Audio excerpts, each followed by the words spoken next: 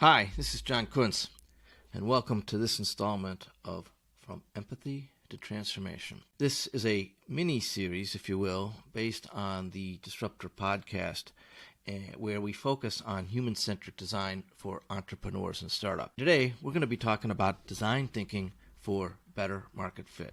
The concept is pretty simple, and it's been around for a while, but we're going to treat it a little differently.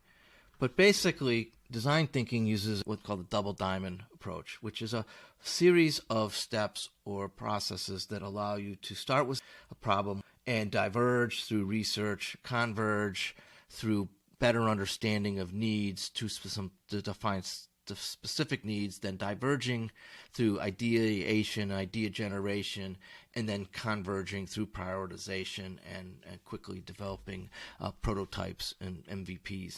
The thing that we've done differently here, as we are taking this from what is typically used in a product management world or an engineering or some sort of a software developer's world, and we're taking it out of that and we're moving it over to the what I call the front of the business, which is the sales and the customer. So we're going to use this concept, and we're going to use it so that you, as a founder, entrepreneur, or your startup, can develop a product market fit strategy. We start with the compelling challenge statement or a problem. You should have this. It's what problem is your product or service trying to solve?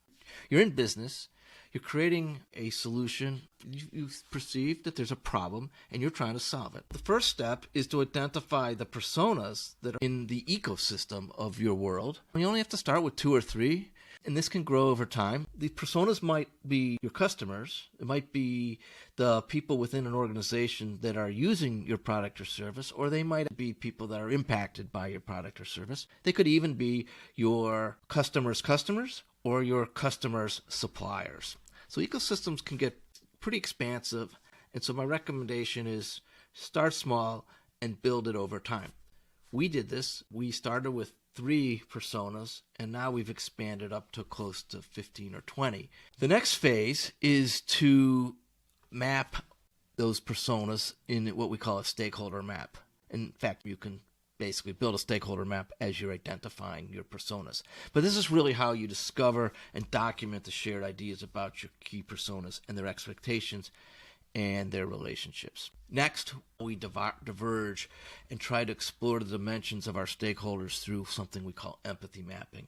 This is probably the most important step. You learn how to empathy map, and it'll take you a long way. It's a great, quick way to have a holistic view of the persona, and it forces you to think about more than their role. It forces you to essentially walk in their shoes. So what is an empathy map? It's really simple. It focuses on 4 elements. It focuses on what the person or the persona says and does. Those are things you can actually observe. I can hear somebody say something. I can watch them do something. And then the other was something that you sort of intuitively pick up. It's sort of what they think and how they feel. But if you can get in their head and map out what they think, what they say, what they do, and how they feel, you're going to go a long way. Here's an example of an actual empathy map that was created during one of our face-to-face workshops. Today we pretty much do these workshops virtually, but you get the picture. Next, we want to understand the needs. The ultimate success of your product or service is hinging on your ability to understand and meet the needs of your stakeholders.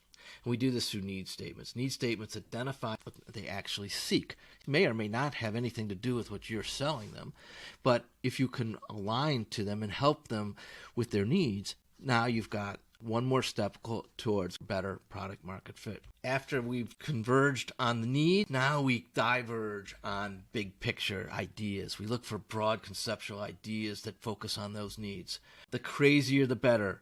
You got to look past the obvious answers. If you're swimming in the red ocean, those are the obvious needs. Those are the feature function needs. That's where everybody's beating each other up on price. You want to get out of that red ocean and into the blue ocean. And the way you do that is you come up with big, crazy ideas. You look past those obvious answers, and you identify things that will delight your client and provide an unbelievable experience. Now you're saying, whoa, I can't deliver all that. It's too big. It's too much. So what do you do now? You converge into prioritization. Start identifying those needs and those ideas through a prioritization exercise where you look at your ability or your feasibility to deliver it and the value that you're going to provide to your customers or to the personas.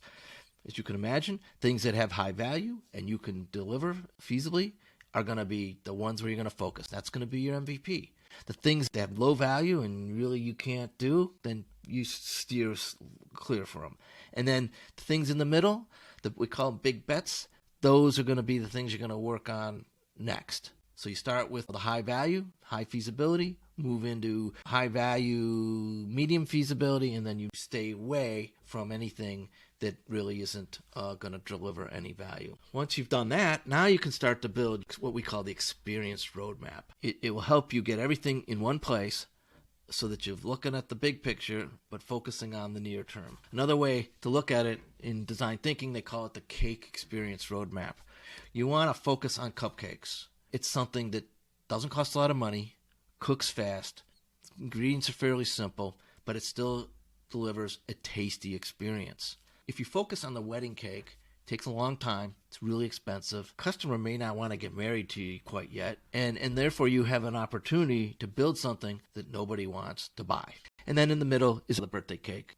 A little more commitment, more complex, costs more, takes longer to cook, but still tastes great. The roadmap becomes your way of determining your product market fit, identifying your MVPs, and pivoting. So you cook a bunch of cupcakes, and if one variety is more popular than another, then you focus on that variety and you don't bake the ones that nobody wants. That's it in a nutshell.